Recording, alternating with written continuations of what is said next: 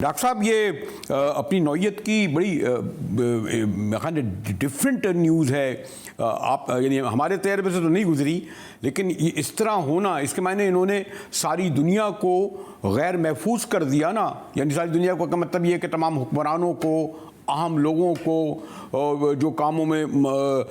यानी आप बेशुमार बातें जो हैं कमरों में होती हैं, टेलीफोनों पे होती हैं, इंटरनेशनल लेवल पर, लोकल लेवल पर। डॉक्टर साहब जी बिस्मिल्लाह। ये जो मामला है ये कई सालों से चल रहा है। अच्छा। ये कंपनी जो NSO के नाम से जानी जाती है, जो कि तल अवीव में वाक़ है इज़राइल में, ये 2010 में कायम हुई थी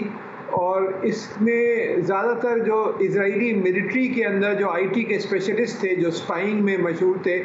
उनको इसने हायर किया और फिर उसके बाद इन्होंने वो टेक्निक्स डेवलप किए कि किस तरीके से खुफिया तरीके से ये मुख्तलिफ लोगों के फ़ोनों के अंदर जाकर और उनसे सारा डेटा चुरा सकते हैं। और शुरू में तो आपको ये मैसेज ये लोग करते थे और कोई मैसेज को क्लिक करता था तो फिर वो डेटा चोरी हो सकता था और उनका सारा फिर उसके बाद इंफॉर्मेशन वगैरह जो भी वो बातचीत कर रहे थे, उनके फ़ोटोग्राफ्स वगैरह सब, उसको रेगुलर मॉनिटरिंग होती थी। लेकिन 2016 और 17 के बाद फिर इन्होंने उसमें फर्दर रिफाइनमेंट की, जिसकी वजह से आपको टेलीफोन क्लिक भी नहीं करना पड़ता, सिर्फ इनको नंबर मालूम होना चाहिए और दुनिया के किसी जगह से ये फ़ोन आपको फ़ोन कर और फौरी तौर पे आपके फ़ोन के ऊपर फिर ये कब्ज़ा कर लेते हैं और फिर खामोश तरीके से मॉनिटरिंग करते हैं। आपकी सारी कॉल्स रिकॉर्ड हो रही होती हैं, आपके सारे फ़ोटोग्राफ्स, और ये सिर्फ कुछ हज़ारों की बात नहीं है। मैं समझता हूँ कि इस वक्त करोड़ों लोगों की दुनिया में ये स्पाइंग हो रही है और इसमें ये इज़राइल सिर्फ इन्वॉल्व नहीं है। हिंदुस्तान के बारे में तो आपने सुन ही लिया कि किस तरह वो पाकिस्तानी पॉलिटिशियंस पे स्पाइंग कर रहे थे। साथ के साथ अमेरिका की जो CIA है और दूसरी जो एजेंसीज़ हैं, ब्रिटिश एजेंसीज़ हैं, यूरोपियन एजेंसीज़ हैं, ये सारी की सारी जो हैं ये मुख्तलिफ ममालिक में जो ख़ास तौर पे जो पॉलिटिकल लीडर्स हैं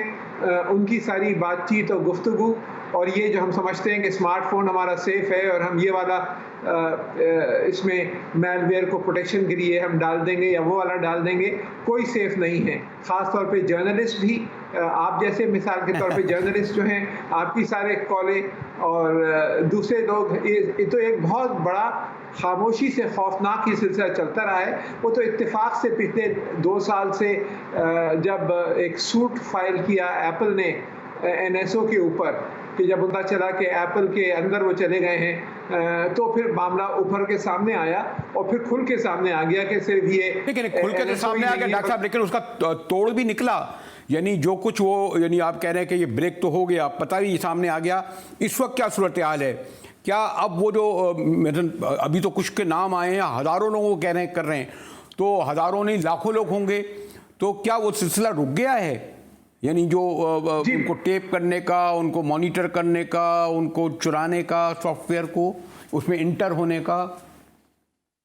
जी बिल्कुल नहीं रुका, ये सिलसिला बिल्कुल जारी है और जो भी लोग समझते हैं कि हम इसमें ऐसा सॉफ्टवेयर डाल देंगे जो प्रोटेक्ट करेगा, वो गलतफहमी में मुब्तला हैं। आप ये बहुत एडवांस्ड है जो सिलसिला है, वहाँ पे दुनिया के बेहतरीन स्पेशलिस्ट हैं और इन्होंने डार्क वेब एक कहलाता है, जिसमें ख़ास तौर पे जो हैकर्स होते हैं, जो टेलीफोन हैकर्स होते हैं, वो जो है हैकिंग किस तरह की जाती है, कहाँ कहाँ कमज़ोरियाँ हैं गूगल के सॉफ्टवेयर में, एप्पल के सॉफ्टवेयर में, एंड्रॉयड में, वो उनको पता होती हैं। वो ख़रीदो फ़रोख्त होती है उन कमज़ोरियों की, एक बाकायदा मार्केट है और ये जो हैं ये इज़राइली कंपनी वहाँ से ख़रीदती है इस डार्क वेब से। हैकर जो दुनिया के हैकर्स, वो इस अपना जो कमज़ोर पॉइंट्स हैं वो बेचते हैं, क्योंकि हर जितना भी आप सोफिस्टिकेटेड ले लें फ़ोन, उसमें कमज़ोर पॉइंट्स ज़रूर होते हैं। और बहुत इसी आपने देखा कि कितने बड़े पैमाने पे रशिया हैकिंग कर लेता है दूसरे ममालिक की, तो अपने टेलीफोन को हैक करना तो बहुत मामूली बात है, इसमें कोई बड़ी नहीं है। डॉक्टर साहब, ये जो पहले मुझे अगर आपको याद होगा, बल्कि यकीनन याद होगा कि 20-25 साल पहले ये होता था कि जब सियासतदानों के या इवन जिनको पर शक होता था कि मुल्क के ख़िलाफ़ काम कर रहे हैं, तो टेलीफोन लाइनें, मोबाइल तो नहीं था, जो घरों पे टेलीफोन लाइनें होती थी या दफ्तर की लाइनें होती थी, लेकिन उसके लिए मिनिस्ट्री जो थी, हुकूमत थी, वो इजाज़त लेती थी बाकायदा, क्योंकि आप किसी के टेलीफोन को टेप नहीं कर सकते थे, तो फिर वो सिस्टम लगाया जाता था, जहाँ तक मुझे थोड़ा बहुत याद आ रहा है। तो अभी तक जो टेलीफोन यानी लैंडलाइनें हैं वो भी सेफ नहीं हैं।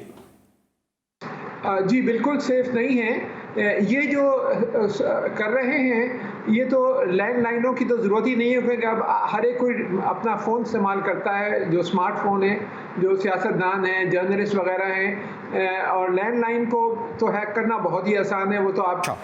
एक्सचेंज पे चले जाएं तो उसमें तो हैक, तो एक तो तरीका वो है जो आप कह रहे हैं, जो टेलीफोन लाइंस पुराने ज़माने में हैक होती थी, जिसमें परमिशन लेके और खामोशी से किया जाता था, इजाज़त ले ली जाती थी कि साहब ये जो है ये सिक्योरिटी थ्रेट से इसको करना है।